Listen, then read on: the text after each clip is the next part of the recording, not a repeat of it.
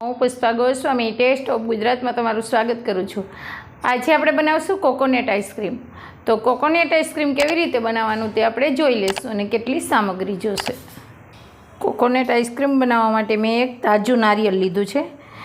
એને આવી રીતે આપણે છાલ કાઢી લેવાની। આ ઉપરની છાલ હોય ને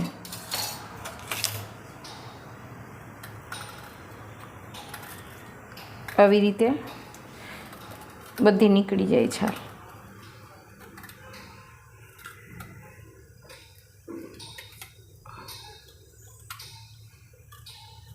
થોડીક વાર લાગે પણ છાલ મસ્ત આનાથી નીકળી જાય।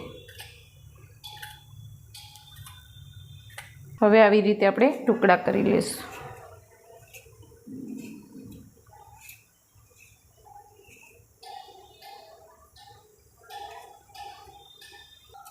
હવે આને આપણે પીસી લઈશું।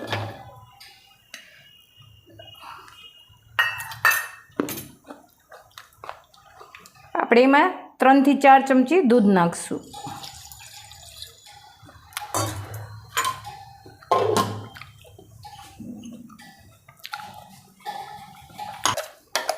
આવું આપણે ક્રશ કરી લેવાનું। આવું પેસ્ટ જેવું ક્રશ કરી લેવાનું। હવે એને આપણે સાઈડ પર રહેવા દઈશું। પેન લેશું। પેનમાં આપણે એક પેન લેશું ને પેનમાં થોડુંક પહેલાં પાણી નાખી દેવાનું એટલે દૂધ આપણું ચોટે નહીં એટલા માટે। હવે આપણે એમાં અડધો લીટર દૂધ લેશું।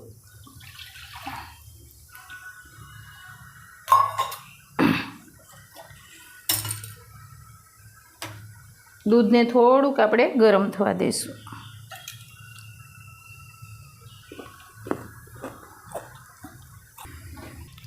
દૂધ આપણું ગરમ થઈ ગયું છે। હવે એમાં આપણે અડધો બાઉલ મિલ્ક પાવડર નાખી દઈશું। એને આપણે મિક્સ કરી દઈશું એટલે આને હિસાબે આપણું દૂધ એકદમ ઘટ મસ્ત થઈ જશે।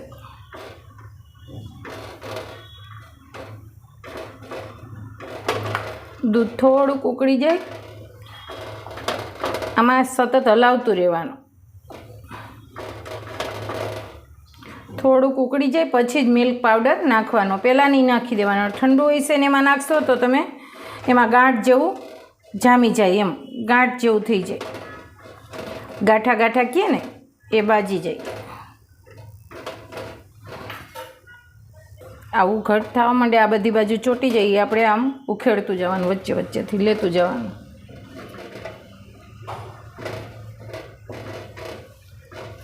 આવી રીતે એને ઉકળવા દેવાનું બરાબર।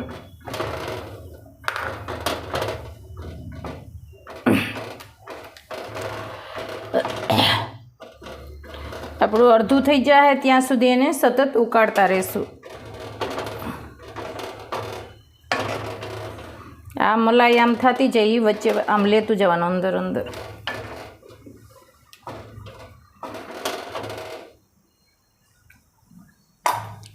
હવે એમાં આપણે કોર્નફ્લોર નાખીશું, એ પણ એની સ્લરી બનાવી નાખી। હવે આપણે સ્લરી બનાવી દેવાની, પછી હવે એમાં આપણે રેડી દઈશું।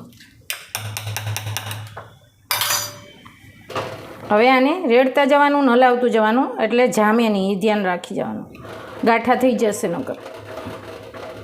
આનાથી ઘટ થાય એટલા માટે, તરત જ ઘટ થઈ જશે। જો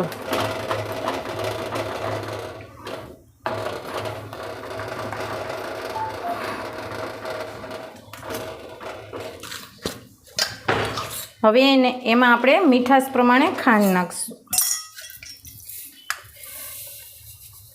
અત્યારે મેં 4 ચમચી ખાંડ લીધી છે, પછી તમારે જેવું મીઠું જોતું હોય એ પ્રમાણે તમારે નાખવાનું।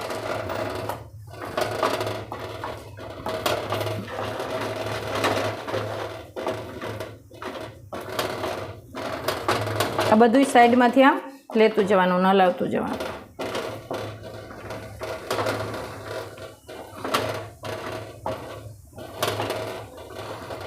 સતત આને હલાવતું રહેવાનું।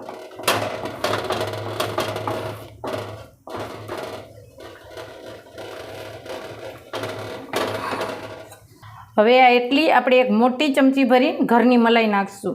ઘરની મલાઈ ન હોય તો તમે ક્રીમ પણ વાપરી શકો. આનાથી એકદમ બાર જેવી જ બનશે આપણી ક્રીમી ક્રીમી.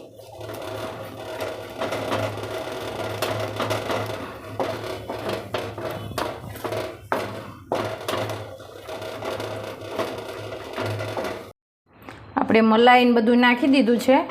હવે આને આપણે બંધ કરી દઈશું ગેસને. જો એટલું ઘટ થાય ને પછી એને બંધ કરી દેવાનું, ઠંડુ પડવા દેવાનું. હવે હાવ જ ઠંડુ થવા દેશું આને. આપણે જો હાવ જ ઠંડુ કરી લીધું આને ને એટલું ઘટ પણ મસ્ત થઈ ગયું.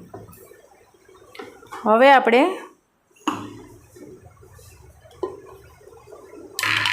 આ પીસીને રાખ્યું છે ને આની અંદર આ મિક્સર નાખી દેવાનું છે આપણે.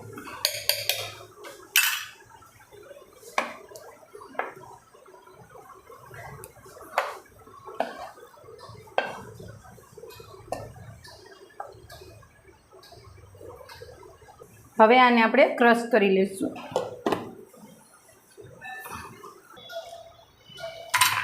આપણે કોપરાના છીણ હાથે મસ્ત જો મિક્સ કરી દીધું છે. એકદમ ક્રીમી ક્રીમી જો મસ્ત આપણું તૈયાર થઈ ગયું છે. હવે આપણે એક ડબ્બામાં નાખી દઈશું. હવે આને આપણે ઢાંકણ ઢાંકી અને ફ્રીઝરમાં આને 5 થી 6 કલાક માટે રહેવા દઈશું.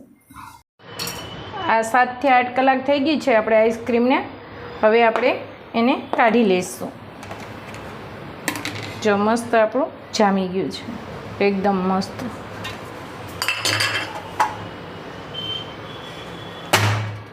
આથી આઈસ્ક્રીમને કાઢી લઈશું. મસ્ત આપણું આઈસ્ક્રીમ તૈયાર થઈ ગયું છે. કોકોનટ જામ દેખાય છે. હવે આપણે એને કટ કરી લઈશું. તૈયાર છે આપણી કોકોનટ આઈસ્ક્રીમ. જો તમને મારી રેસીપી સારી લાગે તો લાઈક કરજો, શેર કરજો અને સબસ્ક્રાઈબ કરતા રહેજો અને બેલ આઇકન દબાવીને રાખજો તો તમને આગળના વિડીયો મારા મળતા રહીએ. એટલો ઓરિજિનલ ટેસ્ટ આવશે ને મસ્ત.